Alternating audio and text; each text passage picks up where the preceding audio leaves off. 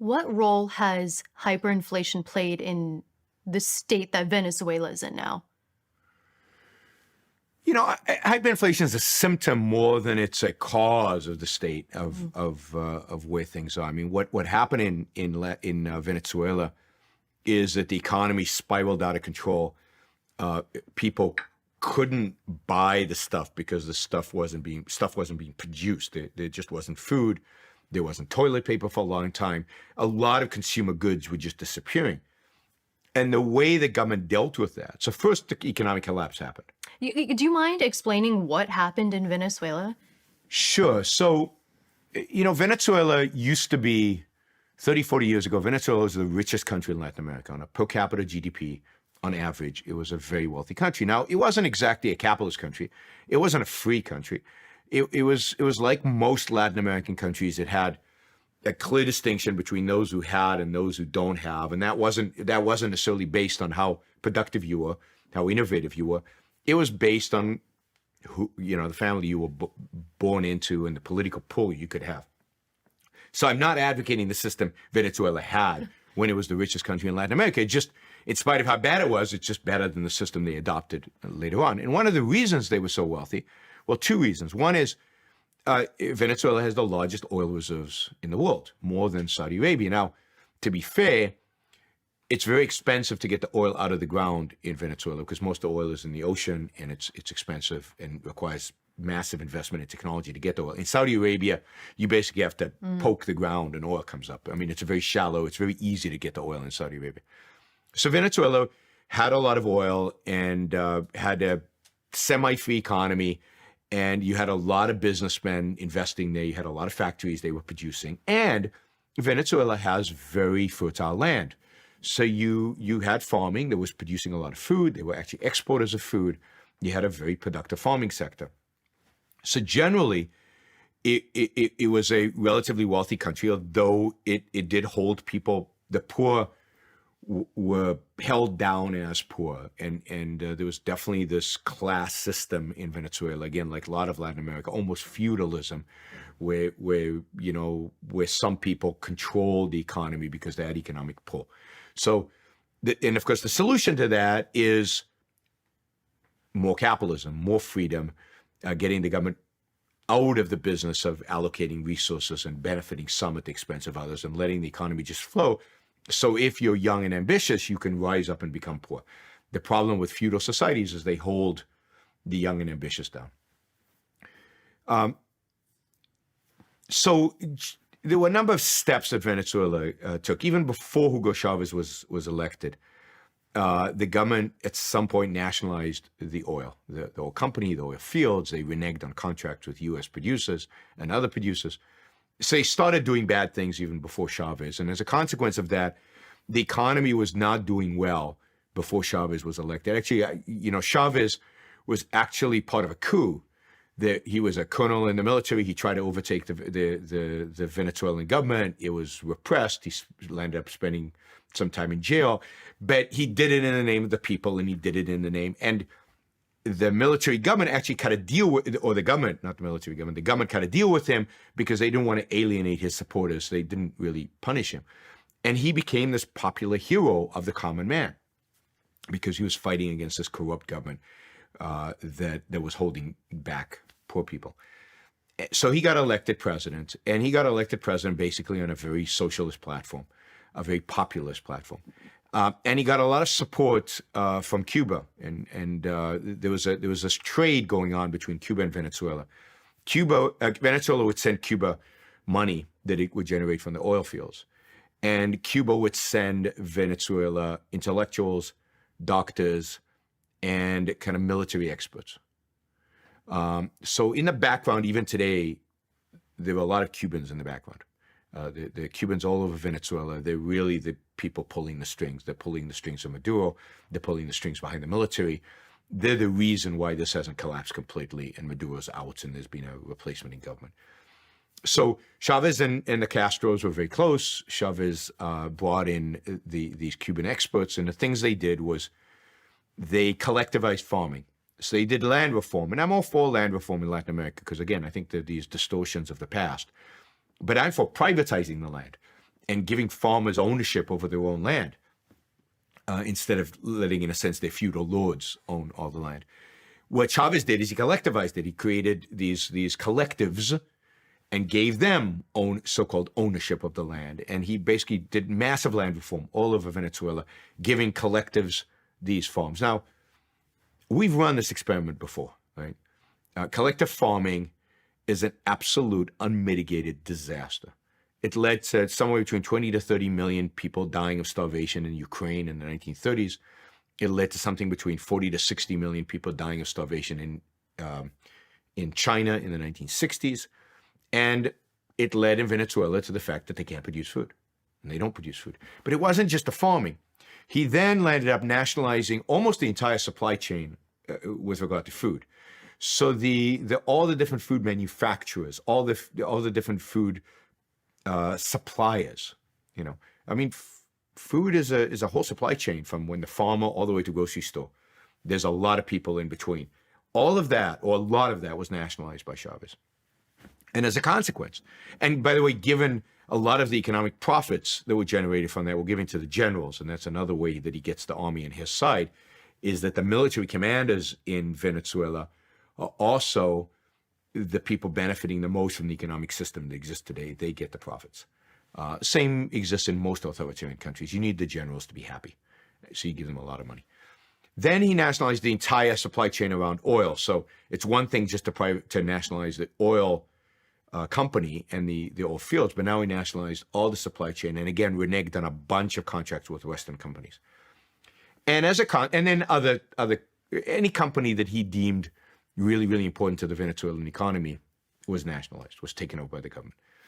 And as a consequence, the economy just started to decline and decline and decline. Now he was doing fine up until around the financial crisis, but you remember right after the financial crisis, oil prices plummeted.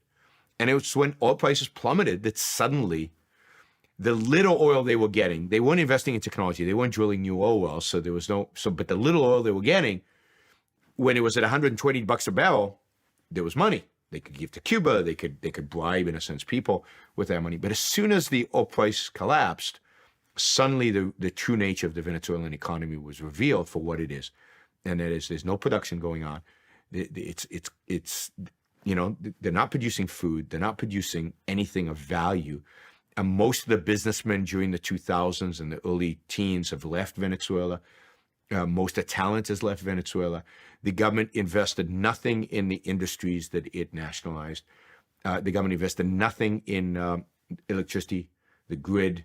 80% of all the electricity in Venezuela comes from one source, a hydroelectric plant on a big dam. And this week, the entire country is in the dark. It's been in the dark for what, 5-6 days now? It hasn't gone back. They don't have the skill set. The people, I mean, this is right out of, if you've ever read Atlas Shrugged, this is right out of Atlas Shrugged. The people with the skill set have gone because they're not going to stay in Venezuela. They've gone either to another Latin American country or they've come to the United States. They're talented people. The most productive people have all left. The people who know how to fix the electric grid have left. So they're stuck with a power outage. It's very difficult to bring particularly given the size of this, to bring it back up. The people who could actually do it are not there in the country anymore. They don't have the funds to bring experts from overseas, and a lot of countries are boycotting Venezuela anyway. It's an unmitigated disaster. Imagine what it's like to live for 5 days without electricity in the modern world in which we live. And on top of that, there's no food. There hasn't been food for years in Venezuela. People have eaten their dogs, eaten their cats. There are no pets in Venezuela. The zoos are completely empty because people have eaten the zoo animals. There's literally no food. And there's no basic things that we take for granted as basic. So not just the wealthy and the educated and the skilled have left, and now other people are leaving. So there's at least 1 million refugees in Colombia, not exactly a super rich country that can handle 1 million refugees. There's hundreds of thousands of refugees in Brazil, in the northern part of Brazil, the poor part of Brazil. Again, not exactly a country that can handle this number of refugees. And the entire society in Venezuela is basically collapsing. Now, in order to make people feel better about as all this collapse is happening, the government starts printing money. It starts handing people money because we think in terms of, if I've got a lot of money, I've got wealth. No, it's what the money can buy that matters. Right. But suddenly people discover there's nothing to buy. And the stuff that they want to buy, because everybody's got more money, goes up in prices faster than the money they have. So they had 1.5% inflation last year, 1.5 million. It's hard to contemplate what that means. I have bills from Zimbabwe where the same thing happened. And again, Zimbabwe was the breadbasket of Africa. It was a massive food exporter. And because of the same kind of economic policies, basically Zimbabweans were starving. They had millions of percent inflation. And I have these banknotes of 100 trillion Zimbabwe dollars, 100 trillion. But Zimbabwe fixed it in the end, in a sense fixed it, by basically ending their currency. So there is no Zimbabwe currency. You said they dollarized? They didn't dollarize. They basically stopped using their own currency because it was worth nothing. Nothing. So it was easier to use it as wallpaper than it was to actually buy stuff. Right. So what they use in Zimbabwe, have been using, is South African rand, US dollars, euros. They'll use other currencies. They just won't use. So they don't even have a currency. No. So the central bank basically shut down. So there's no currency, which is great for Zimbabwe because they were doing such an awful job. They still have bad policies with regard to farming and with regard to these other things. And as a consequence, Zimbabwe economy is not doing great, but it's doing better because at least the inflation is out. Venezuela would have to do the same thing. They would have to either convert to a new currency and eliminate the existing currency, or just eliminate all currency and do like Ecuador, go in the dollar or something like that. But the problem in Venezuela, I mean, this is the deeper problem. This relates to a lot of what's going on in the world.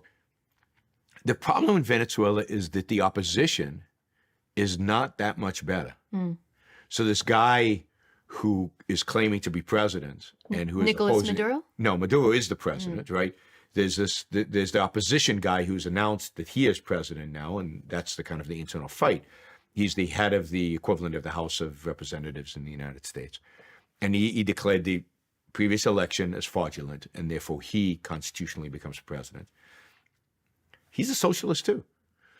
So is it wrong? Nobody's challenging socialism. And in a day when Venezuela is doing what it's doing because of socialism, collectivizing farms, nationalizing businesses, classic socialism. In America, socialism has never been more popular. So socialism is on the rise everywhere, including in some countries in Latin America, in spite of Venezuela. Capitalism is on the decline in terms of popularity, even though everybody can see right before their eyes the consequence of socialism. And everybody should be able to see, or if they know a little bit of history, if they know something about the world, the outcome of capitalism.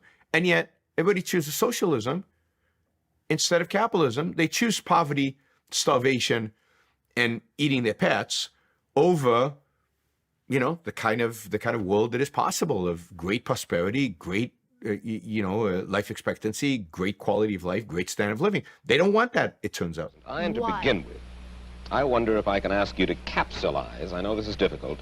Can I ask you to capsulize your philosophy? What is Randism?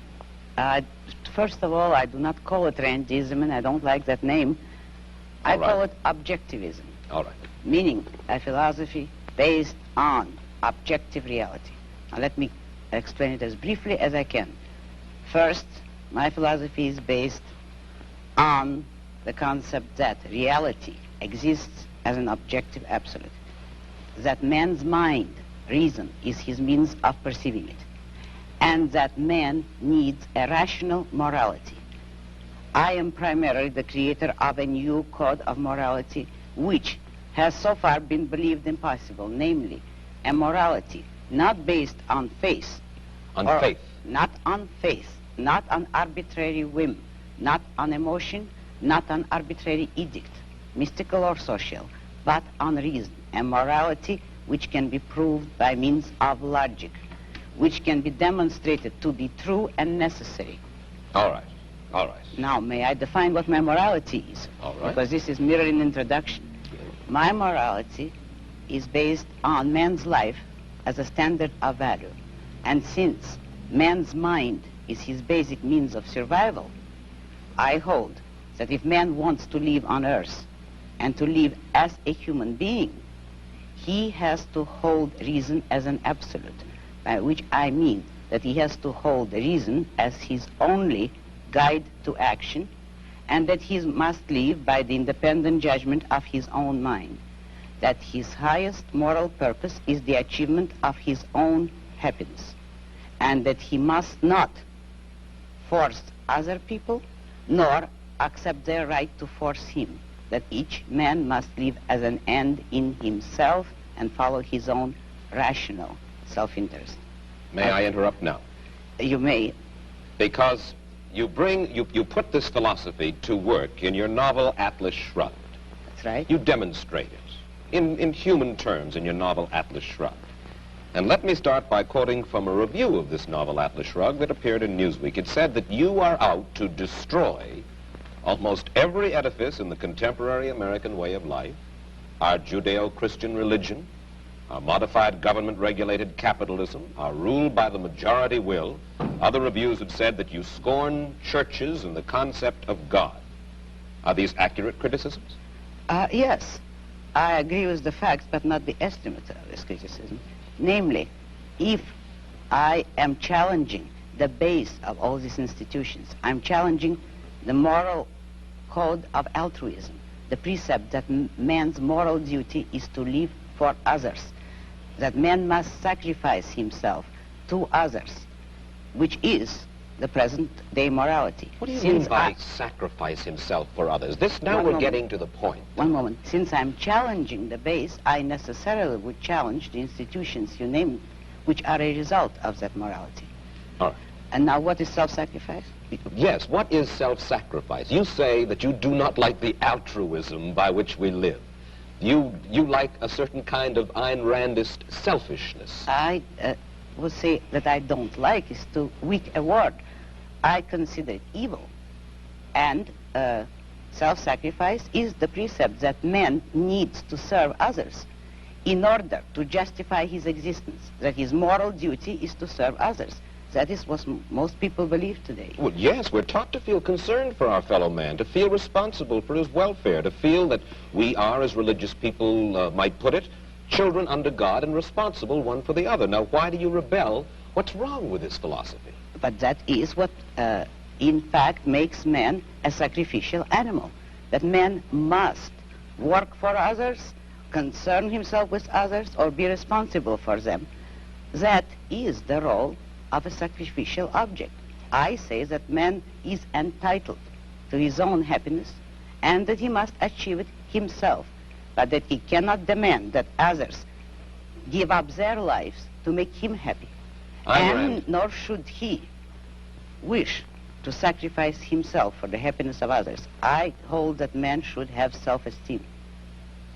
And cannot man have self-esteem if he loves his fellow man? What's wrong with loving your fellow man? Christ, every important moral leader in man's history, has taught us that we should love one another. Why, then, is this kind of love, in your mind, immoral?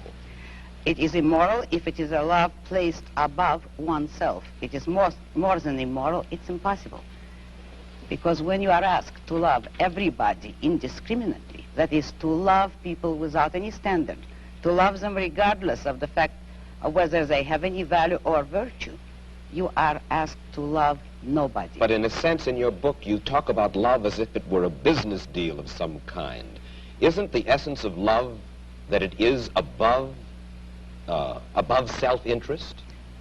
Well, let me make it concrete for you. What would it mean to have love above self-interest?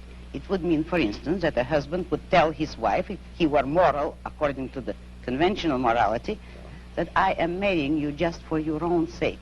I have no personal interest in it, but I am so unselfish that I am marrying you only for your own good. Well, should husbands and wives Would any woman like that? Should husbands and wives tally up at the end of the day and say, well, now, wait a minute. I love her if she's done enough for me today, or she loves me if I have properly performed my functions? No, you misunderstood me. That is not how love should be treated. I agree with you that it should be treated like a business deal, but every business has to have its own terms and its own kind of currency. And in love, the currency is virtue. You love people not for what you do for them or what they do for you. You love them for the values, the virtues which they have achieved in their own character. You don't love causelessly. You don't love everybody indiscriminately. You love only And then- those who deserve it. And using then- the super chat. And I noticed yesterday when I appealed for support for the show, many of you stepped forward and actually supported the show for the first time. So I'll do it again. Maybe we'll get some more today. If you like what you're hearing, if you appreciate what I'm doing, then I appreciate your support. Those of you who don't yet support the show, please take this opportunity. Go to yaronbrookshow.com/support or go to subscribestar.com, Yaron Brook Show, and make a kind of a monthly contribution to keep this going. I'm not sure when the next